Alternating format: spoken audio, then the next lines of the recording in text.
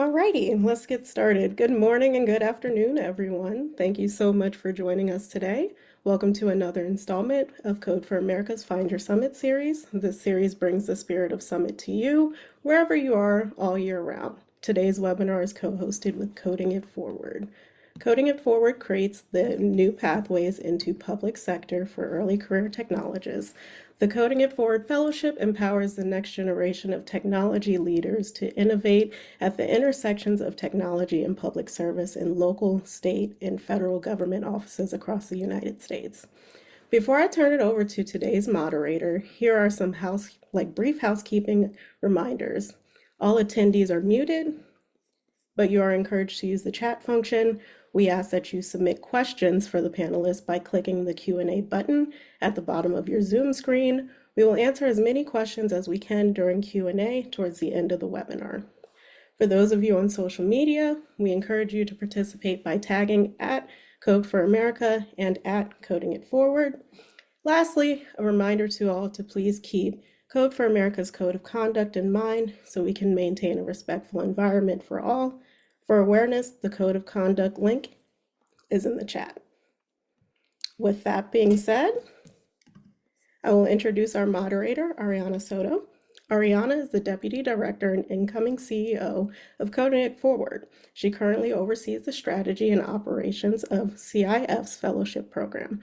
Ariana led CIF's expansion into state and local government in 2021 and continues to lead the program's growth.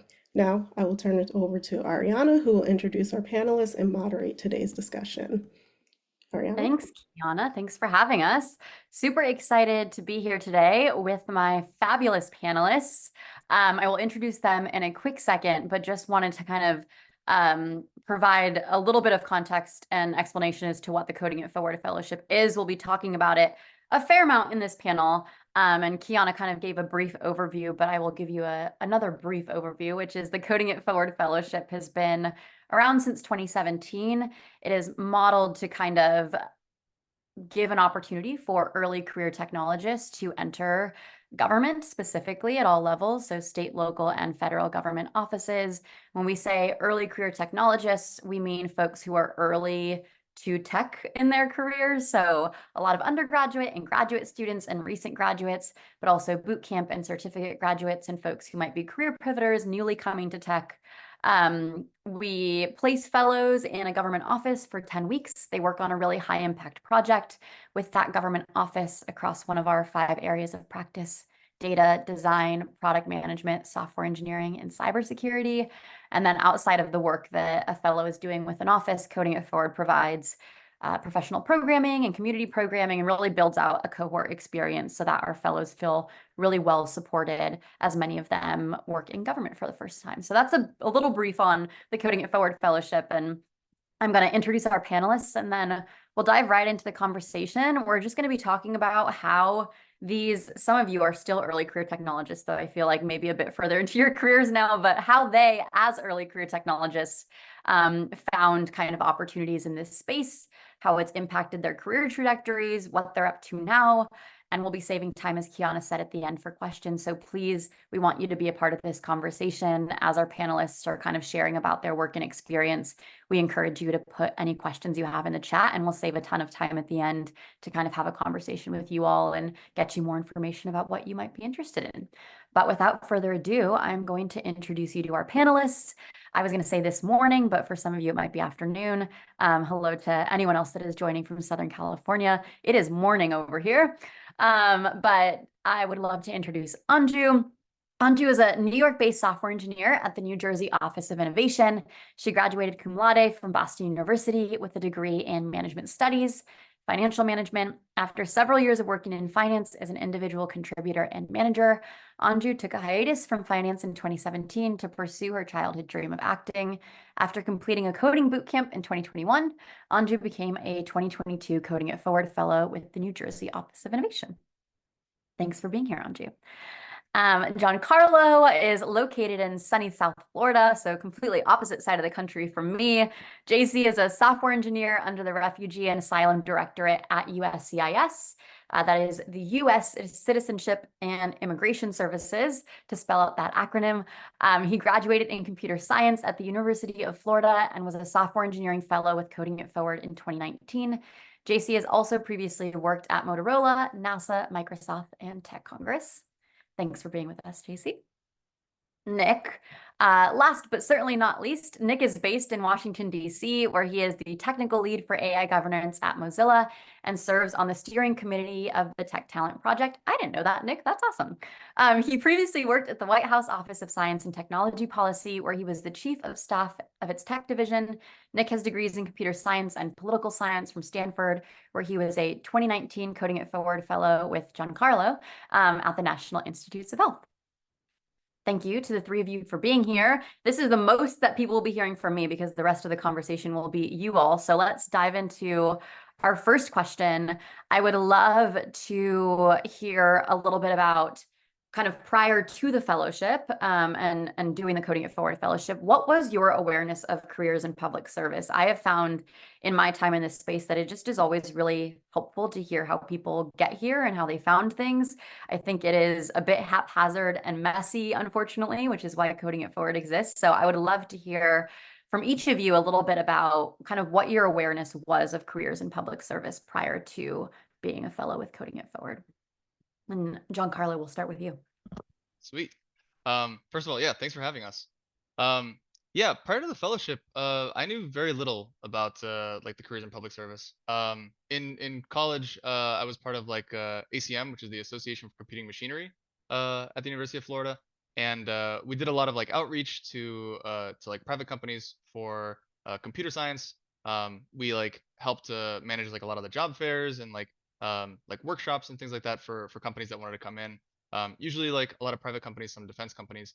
But like with all that outreach, we honestly I had no idea that there was like much like other public service that was going through. My main thing was like science-based organizations that I kind of knew of. But like prior to kind of like stumbling across Coding It Forward, I actually found it in a Facebook post.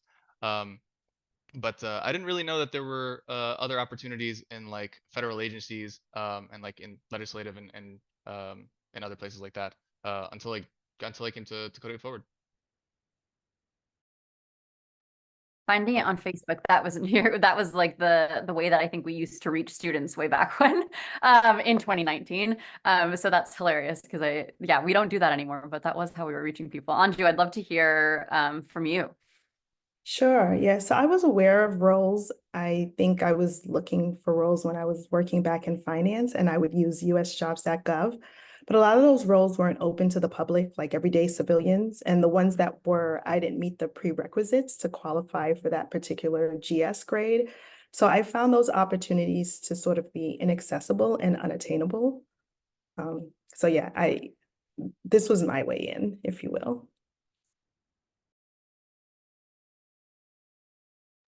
For anyone that does not know what a GS grade is, and you all have more context as former feds, but or federal fellows, but loosely is kind of how the government classifies job roles and pay rates. So for anyone who did not know that, yeah. Yeah. Nick, what about you? Or no, go ahead, Andrew, if you have a better explanation. Sorry, yeah, I should be careful with the acronyms, but or abbreviations. I was going to say it's like your pay and your grade. Exactly. Thank you.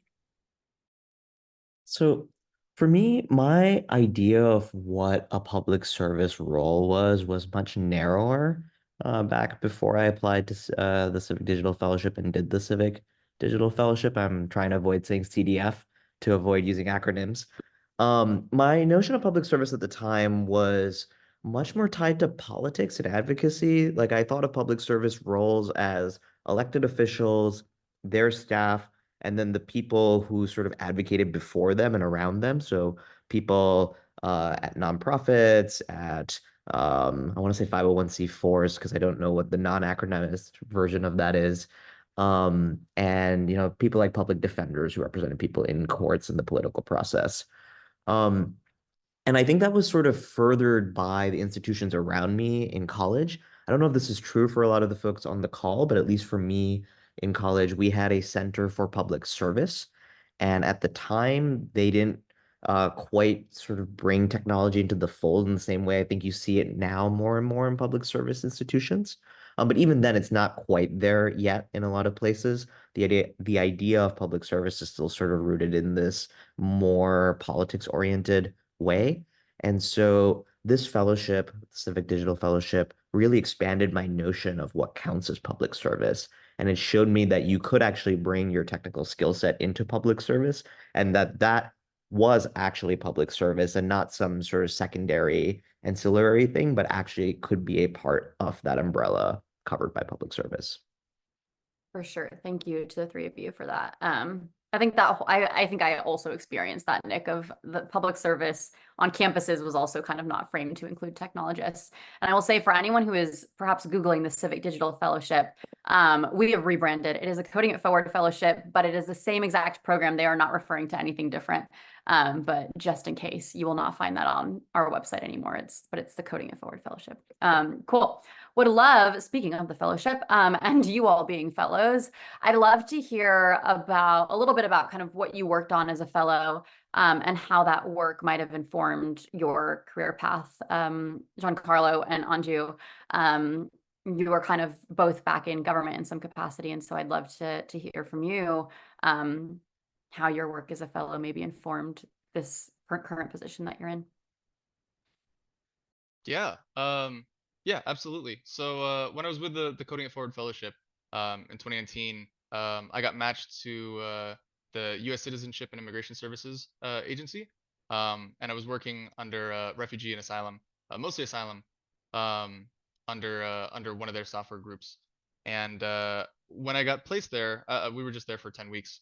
But my team essentially treated me like a normal software engineer. A lot of times people or like agencies or like companies will give like like little projects of like oh, here's a little bite-sized thing that you can do and you can call it your own. They kind of just brought me into like the entirety of the project. I was like sitting in on like iteration planning meetings. They were asking my opinion about the code. We do something called like pair programming, which means that like two engineers work on like one thing at a time. And it was really nice to like have a really experienced engineer like kind of next to me that I could ask questions to and say like, hey, I don't really understand this, and get an explanation for it, which is really great. We shipped code. We planned for like things in advance, and it was just really nice to like get like the full experience of being a software engineer, and being able to like ship code and have something with my name on it, like out in production. And I mean, it was great. As to like informing my career path, I mean, I don't think I would be where I am without Coding It Forward, like at all. Because I'm actually at the same place now. I am with refugee and asylum in USCIS, and I'm a software as well. And now we also take or like I'm in the other shoe, I guess, where now I'm the one like the engineer that's with our like Coding It Forward fellows. And it's been a great experience. So yeah, would love to hear your thoughts, Anju. Yeah, thank you for that. So I was matched with the Office of Innovation back in 2022. And like JC said, Giancarlo said, it is a 10-week fellowship. And I worked on the Business Experience Initiative, which is a capability that makes it easier for New Jersey entrepreneurs to start, operate, and grow their business in New Jersey. We use and combine new technology, modern policy approaches, and customer service to deliver a centralized digital experience to the users. And similarly to Giancarlo, after a week of onboarding, the office expected me to deliver like every other engineer. I was part of stand up, I was part of retro. They wanted my voice to be part of what we were building and creating for our users.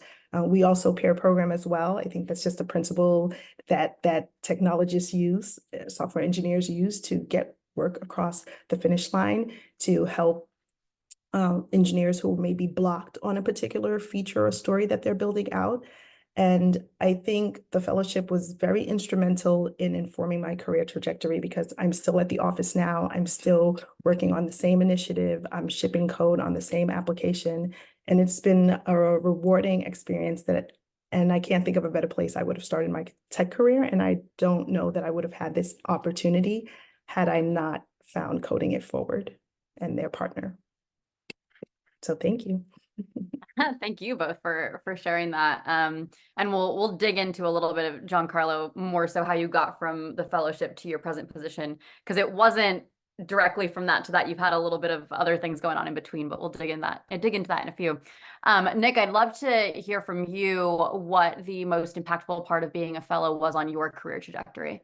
Yeah, I mean, there were a lot of parts that were really impactful, and I think the most impactful part was the friends and colleagues I met through the fellowship and through the things we did around the fellowship.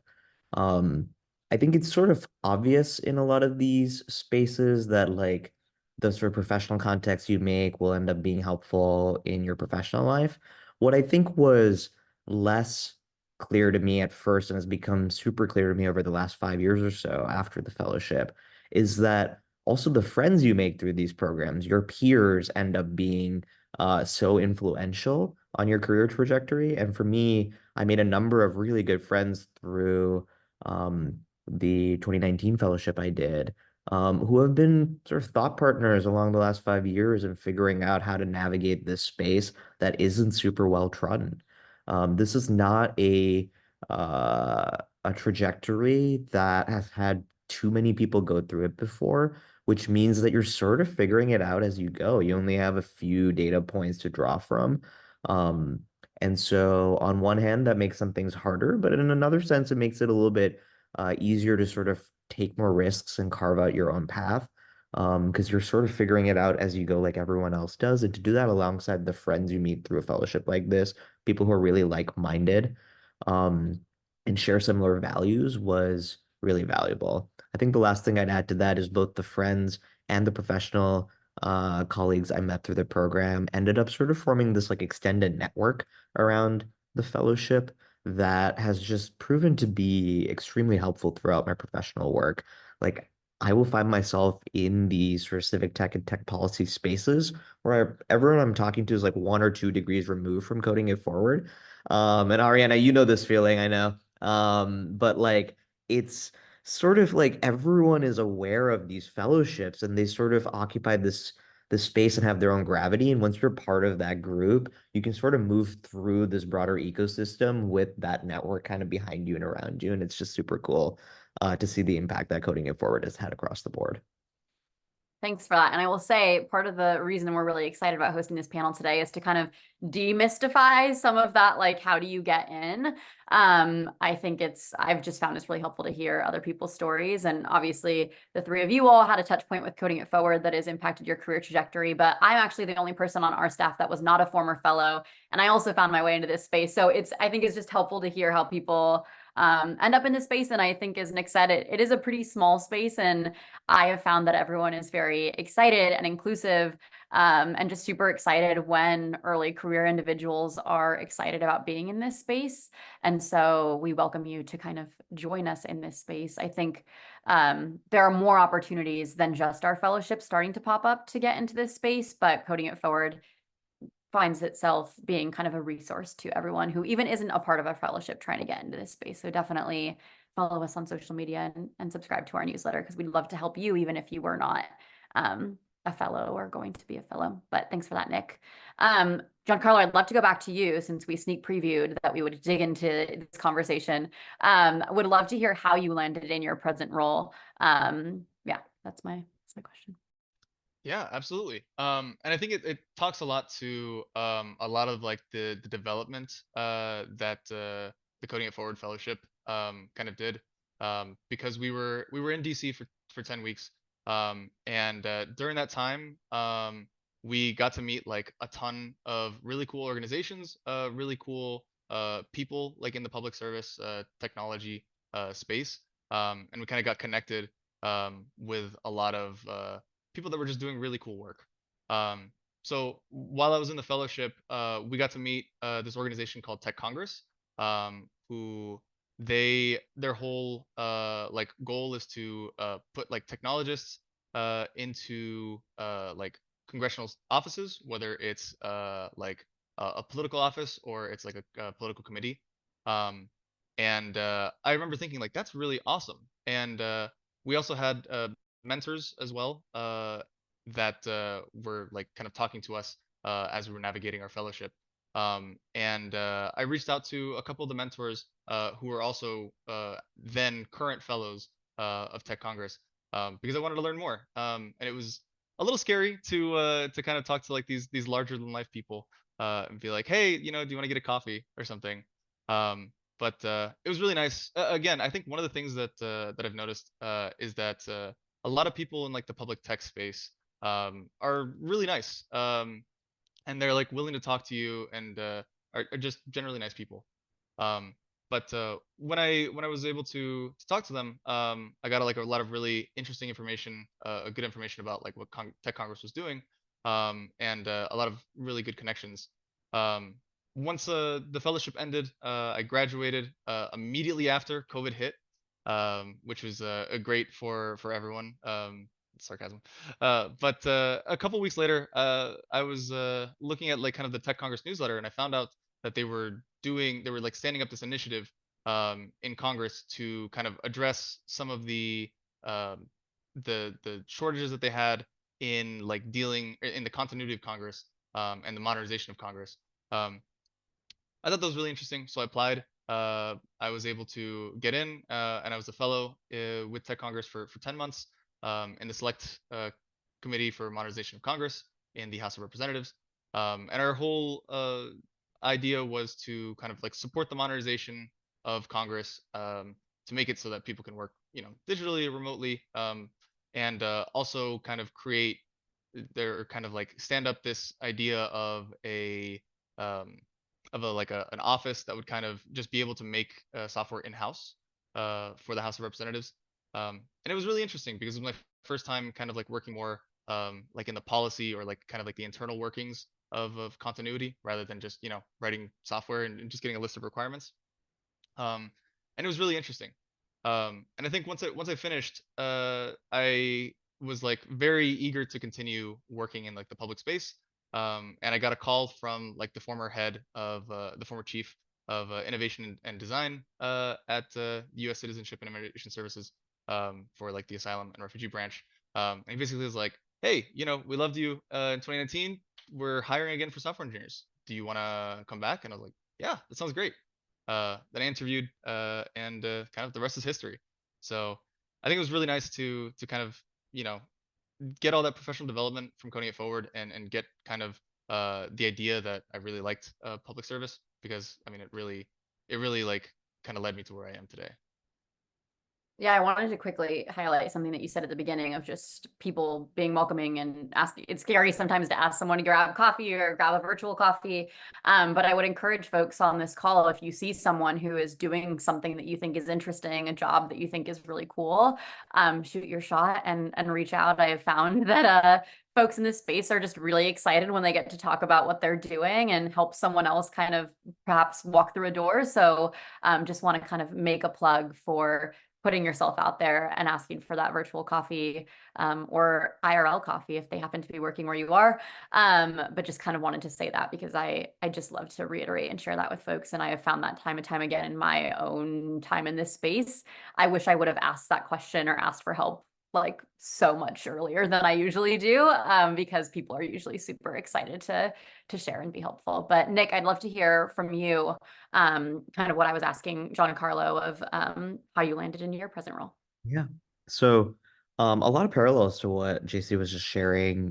During our fellowship, we had so many different site visits, which were these like trips to different government offices and different sort of entities in DC.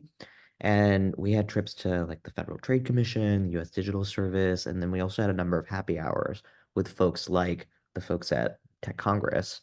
And these sort of events and conversations, and then a lot of those coffees, as we were just chatting about, started to pull me more and more into a community that I call the civic tech policy community.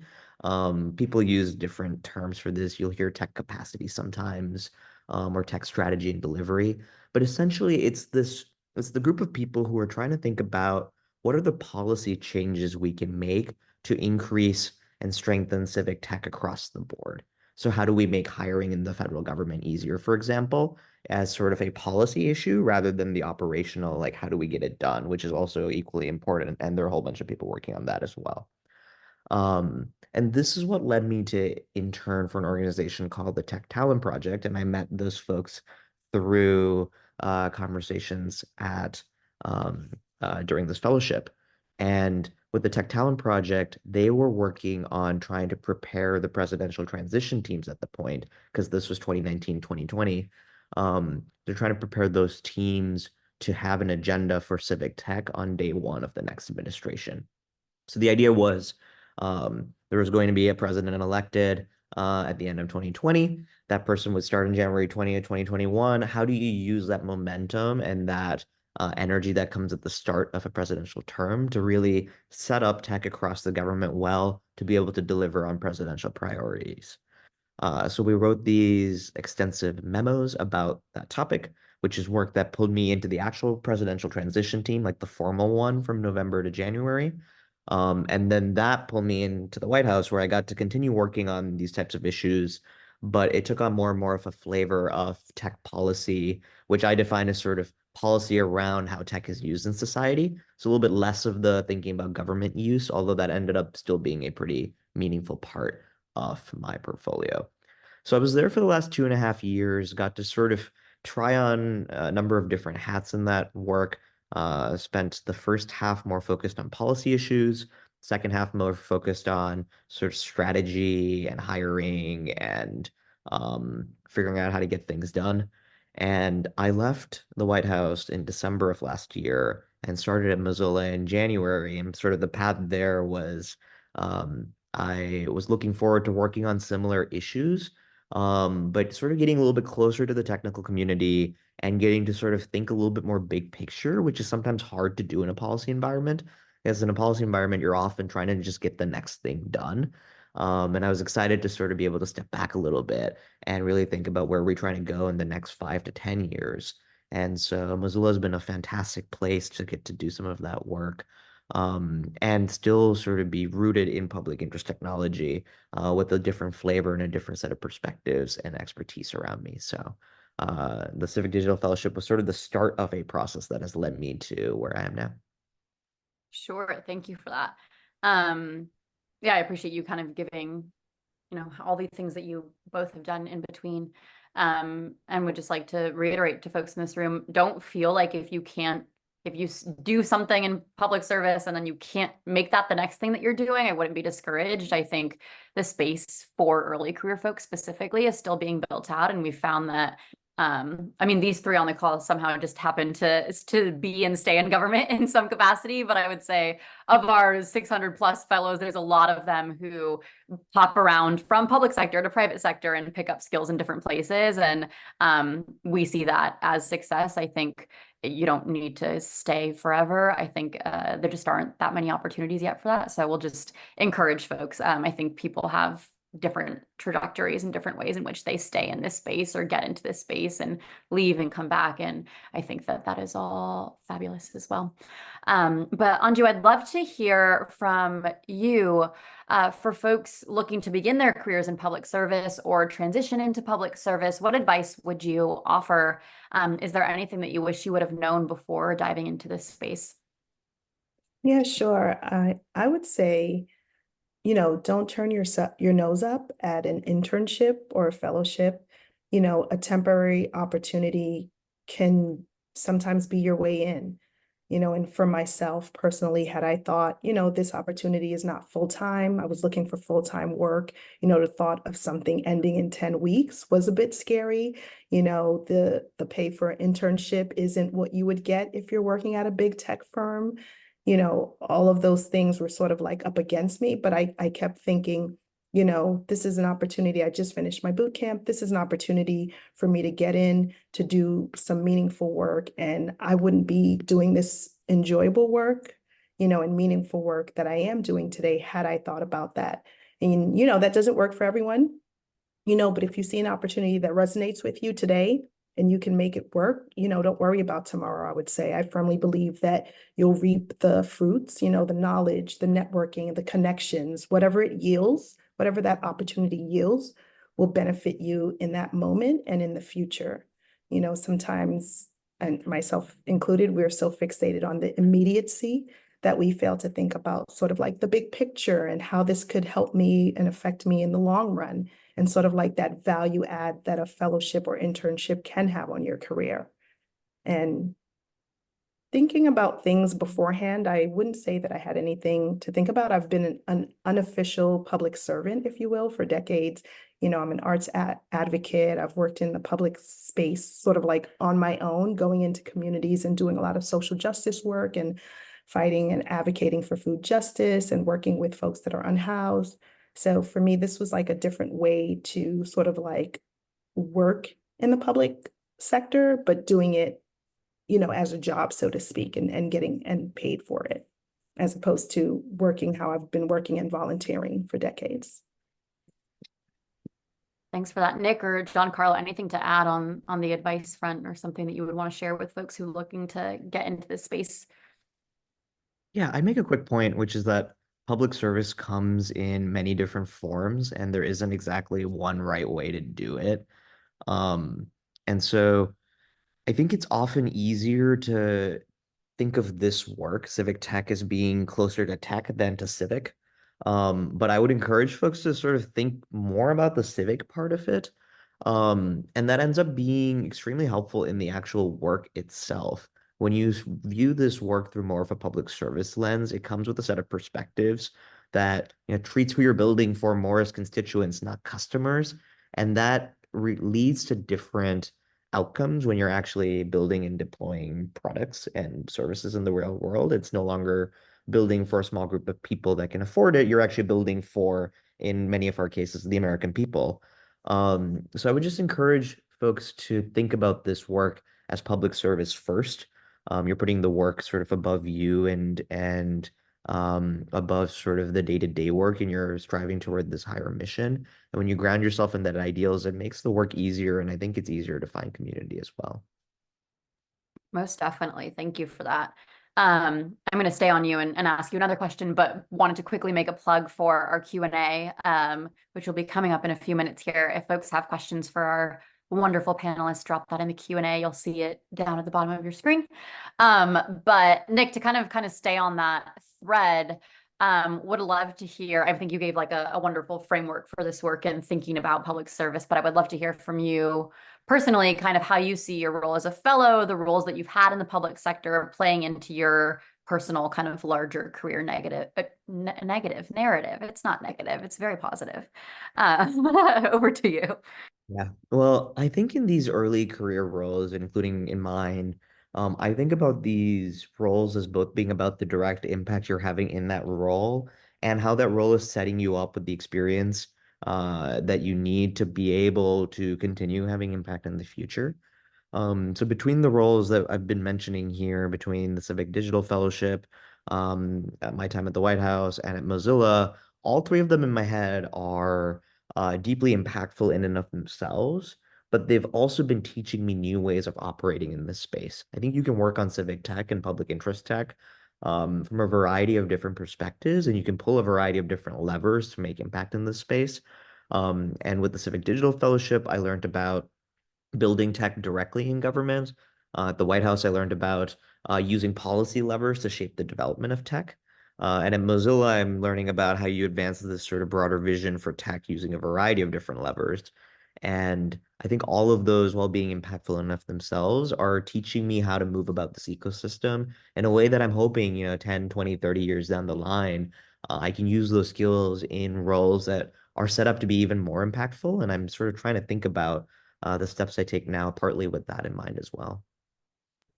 Thanks for that.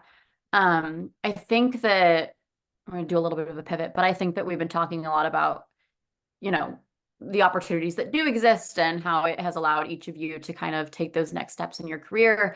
But I think one thing that many of us are very aware of in this space is that there just still aren't that many opportunities for early career technologists specifically. I think over the past decade, a lot of opportunities have been built out for kind of mid-career professionals and later career professionals to either enter the space from the private sector or to continue on in the space once they are already in.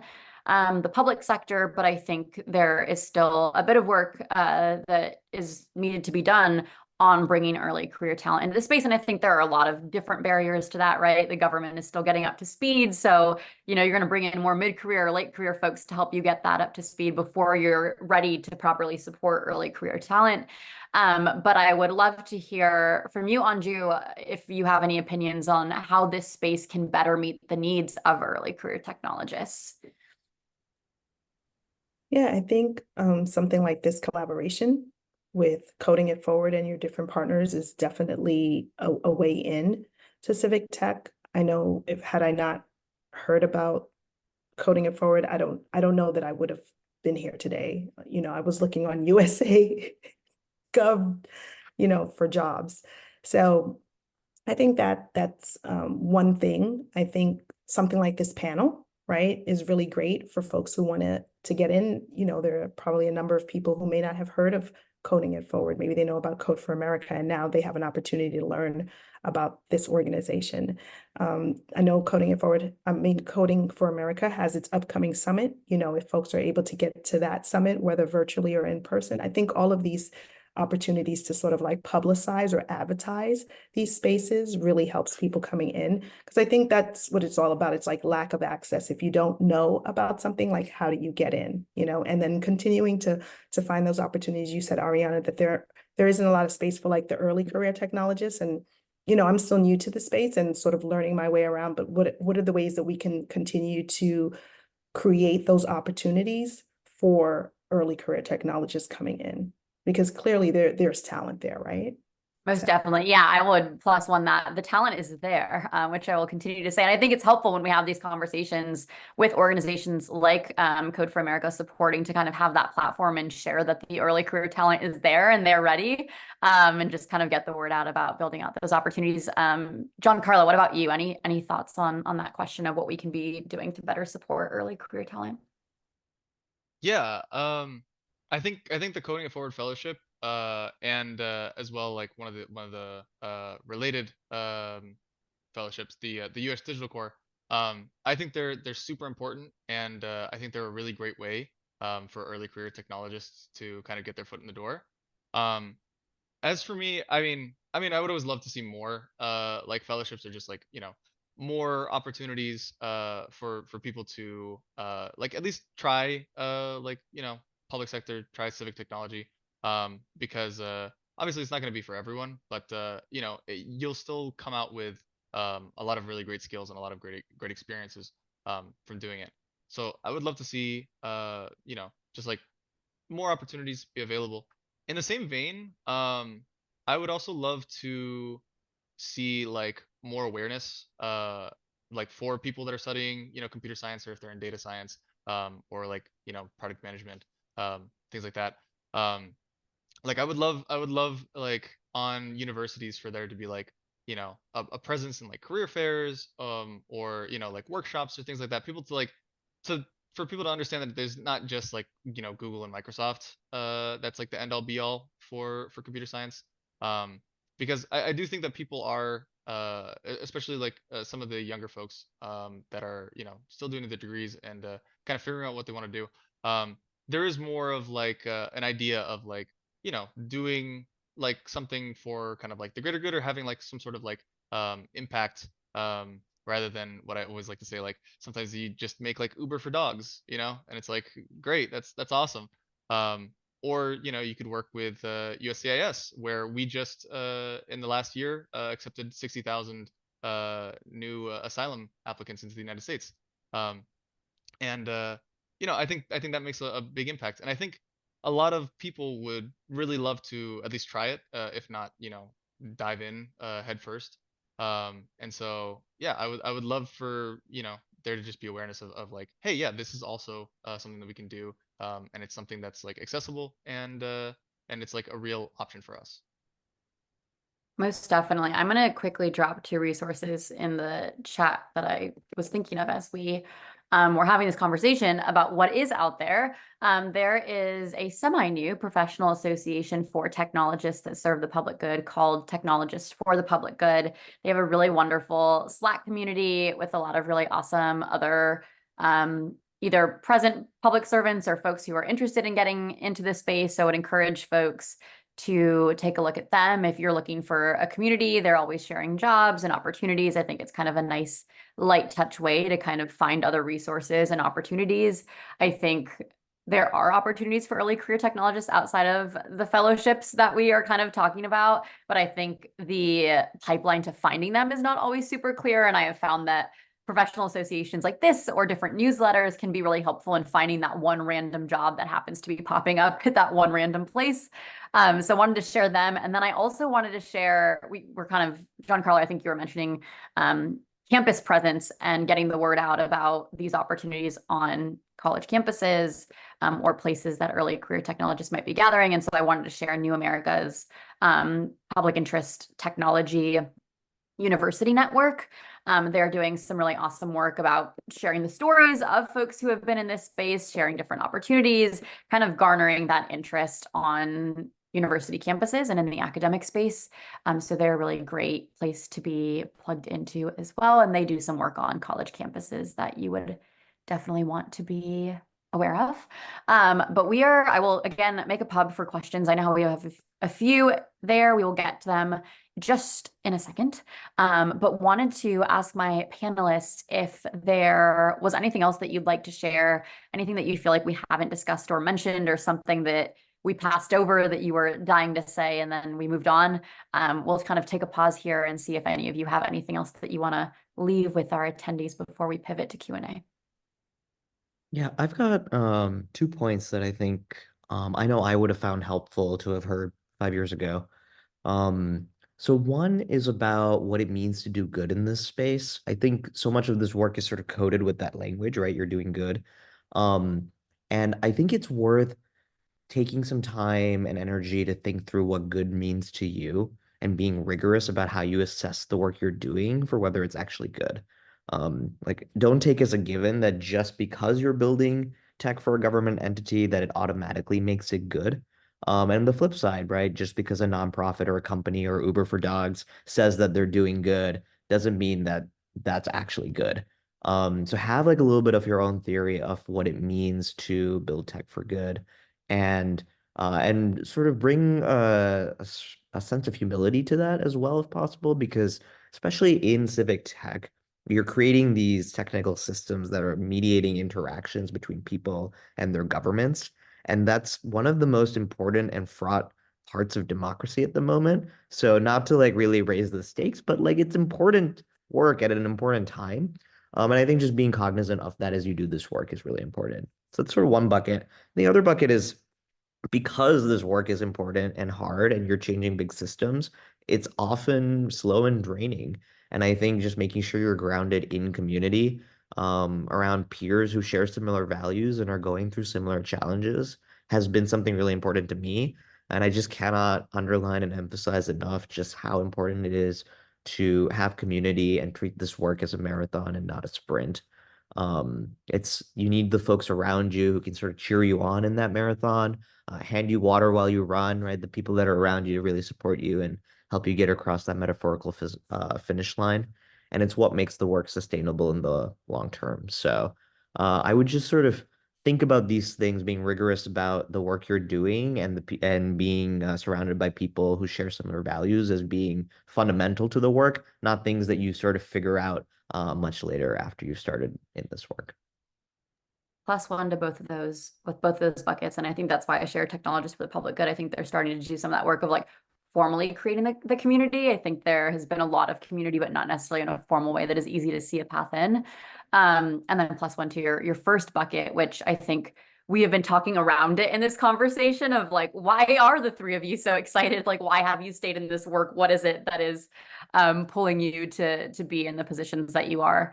But it is important to kind of interrogate for yourself, like, what is it that you are bringing to the work and why are you coming to this work, and really grounding yourself in that why, I think will take you further and allow you to really balance the yes and the no's when something pops up in front of you. Giancarlo, Anju, anything that you want to add, anything that you feel like we may have missed or that you wanted to share, or any random thought that might be unrelated to the questions that we've had, but you think might be important to share with this audience? No, I don't have anything. I think we've for myself personally, I think we've shared some really great things today, and I'm looking forward to seeing if there are any questions that I can answer. For sure. Thank you. Yeah, same here. Cool. And let's pivot to questions. Please feel free to continue to submit. We've got a bit of time, so we should be able to answer a few of these here. I will answer the anonymous attendees question of when does the application open up. This was really supposed to be a conversation about these fabulous people and not so much about coding it forward, but the app date officially of when it will open is not out, but it usually is fall, somewhere around September or October. So you can subscribe to our newsletter and or our social medias, and we'll share that as we have more information. Let's see. Good question from Daniel asking, just generally in interviewing within the public sector space, what is the interview process normally like for technologists? I assume it's similar to how private sector does it. Example, initial call, technical interview, third round. I will say that each of you probably has a different answer to this. So I will let you each give your answer.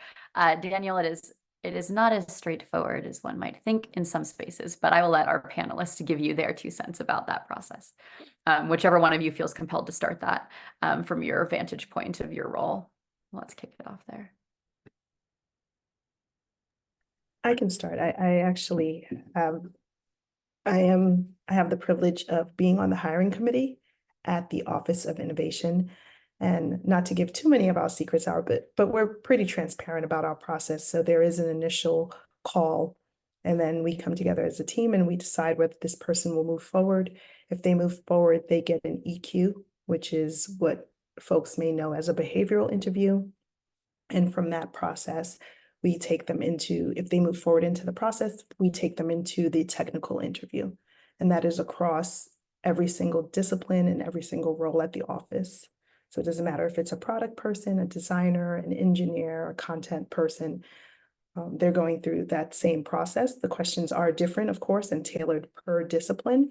We work off of a script to make sure that there's no bias throughout the process. And so we're asking all of the candidates for their particular discipline the very same questions.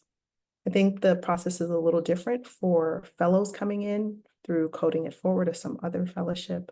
I know for mine, I did have an initial call and a technical interview.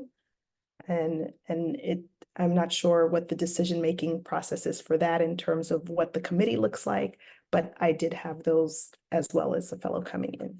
And I know that as part of the process with Coding It Forward, we speak to you first. We speak to Coding It Forward first, and then once you get past Coding It Forward, then you're matched with an organization, and then from there, they'll make the determination back to Coding It Forward, whether they'll accept you as a fellow for the summer. Yeah, when it comes to Coding It Forward's process, there will be more when our application opens on that. The process has changed, but just kind of wanted to. No, you're fine. I just think the question, Daniel, you say public sector space. If we're talking about government, it can vary local, state, federal, depending on where you're trying to get in. Anju has the benefit of being at a really fabulous innovation office in New Jersey. I have had folks try to enter state and local that don't have that really seamless, kind of really tracked out experience. I think Giancarlo and Nick might be able to share a little bit from their personal experience in the federal government. When it comes to the fellowship, it depends on whether the fellowship is being housed by a nonprofit sitting outside of government or if it is a fellowship happening inside of government. So definitely join Technologists for the Public Good, Daniel. And if you are entering a process, there are probably some really fantastic folks who can kind of shepherd you through your specific process, because I think public sector can be pretty broad. Nick or Giancarlo, I don't know if you want to quickly give kind of what your experience has been. I'm not sure how helpful it will be, but if you feel compelled. Yeah, I could do one real quickly. Yeah, I would like to echo what Anju said. A lot of times it'll look like that. Like in my current role, there was a technical interview, there was a behavioral interview before that, and then the most fun part of that was the security clearance. If you are doing something with a security clearance, which can take quite some time, like a couple months at the very least. I've heard it take up to a year, which is great.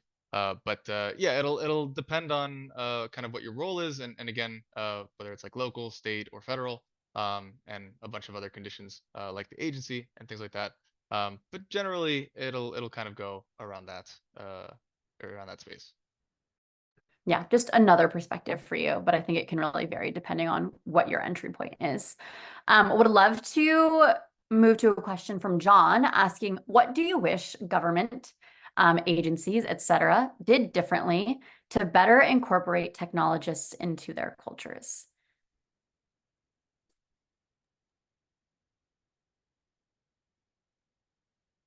I can start answering this one, but I'm going to rely on JC and Anju to fill in gaps I'm about to have.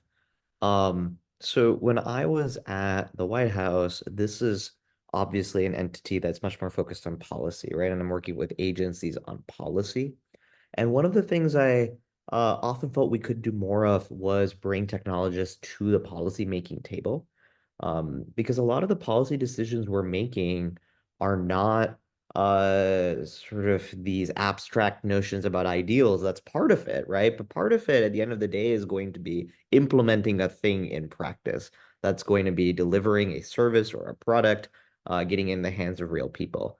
And I think we've made large strides in improving on that. And I was pleasantly surprised and excited by how many technologists we were able to bring to the policymaking table in the conversations I was a part of. But I know there's so much more work to be done, of course, at the federal level, but at state and local governments as well. And I think just thinking of tech and technologists as an integral part of the policymaking process is part of this ecosystem I'd love to see changed. And I think it would have a meaningful impact on the culture of incorporating technologists sort of up and down the entire chain of decision making across government entities. Yeah. No, I agree. And like as a software engineer and like an executive agency, um, I think actually I think my agency is like one of the ones that do it really well that I would like to see echoed in other places. But as Nick said, like listening to technologists or just like having them in the room when figuring things out is like really important. There's like plenty of like there's plenty of examples where like some sort of like way of how to do something is kind of like mandated down from like or like up from above. Um, and it's kind of like, okay, cool, like you want to build something in like .NET because that's what we have right now, and that's like what we need to continue to support. Whereas like that's not gonna be interesting to anyone like looking out like out looking in that wants to come in. And so like there'll be plenty of technologists to say like, hey, yeah, we need to like modernize the tech stack. Um, Otherwise, like we're not gonna get anyone that wants to actually do this stuff.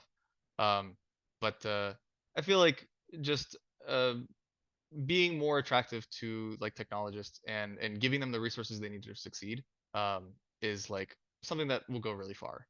Um, and I had one other thing for this as well, but I can't remember it right now. Yeah, I would just say, as nice as we can make the environments to make technology as like nice as possible to work in, I think that's like super helpful. Anju, anything that you would add to that? No, nothing to add at this moment. Thank you. Well, yeah, for sure. There are a couple of coding it forward specific questions. I just dropped our website in the chat, so you can find most of that information there. But there's a fabulous question asking if you all could share your experience with finding mentors in this space. I know we touched a little bit on it, but just curious about the steps that you took to build those relationships and any advice you would offer to early career technologists seeking mentorship in this field.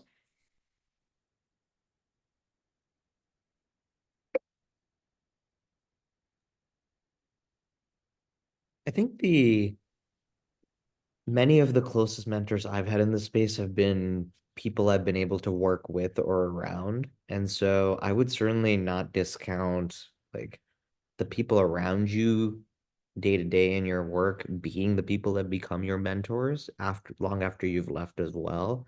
And I think it becomes easier for them to mentor you as well because they're sort of seeing so many aspects of how you interact with the work. They just have like a larger slice of you and their vision that they can use to sort of help guide you through the space. And then I think the flip side of that, of where I found some other mentors, is like recognizing sort of the expertise or experience that I wanted to have that, I haven't had at a certain point yet in my career, but I would love to have that in 5, 10, 15 years. And um, sort of really being curious about their path. I always found like in every coffee I had, the thing that made it both more helpful to me in my career and also led to stronger relationships over time was just being extremely curious about people and their path to where they are now. And I think that also just sets you up for them to have a ongoing relationship with you where they tell you about how they got to their point and help you think through how you can sort of move through the professional world in a similar way. And that functionally is mentorship. So I think just like being curious around people that are doing cool things is like a pretty good tactic to finding some good mentors.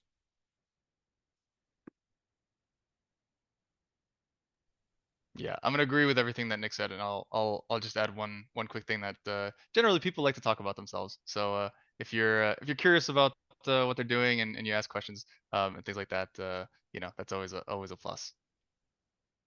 I think this will be our last question. So Anju, if you want the last word on mentorship, the floor is yours. Sure. I was just going to say that, sometimes people tend to look at or look for mentors in terms of people who may hold a higher level than they do. But don't discount the person that's sitting right next to you that may be at the same level that you're at.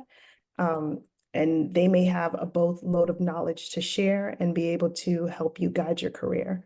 So just keep your eyes open and peeled for everyone. Don't overlook someone because they might be in the same position or a lesser position than you are.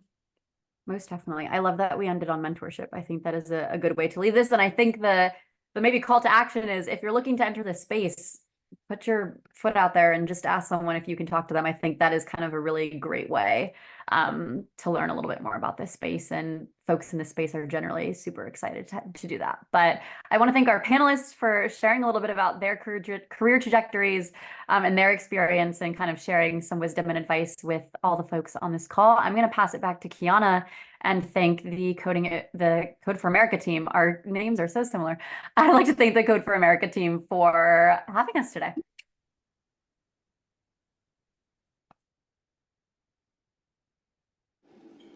And thank you so much for this like insightful conversation. It was great. I want to thank Ariana for moderating the panel, as well as the panelists for being vulnerable and sharing your experiences and how you've navigated the space.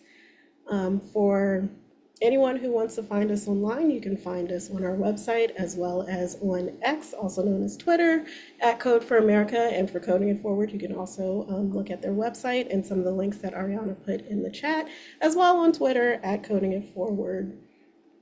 And with that being said, if you want more content like this, as Anju mentioned, we have our annual summit that's coming up in Oakland, California this year. Our theme this year is building a new digital age that works for all. On May 28th, we will have 4 pre-summit workshops leading up to our main event. Tickets for the workshop are limited, so make sure you get them soon. And on May 29th and 30th, we'll come together to discuss all the ways that emerging technologies will transform government and how we can ensure that they are used in ethical ways that promote equity and serve all people with dignity and respect. And once again, I want to thank you all so much. I thank everybody for joining us today, and I hope you have a wonderful day. Thank you so much.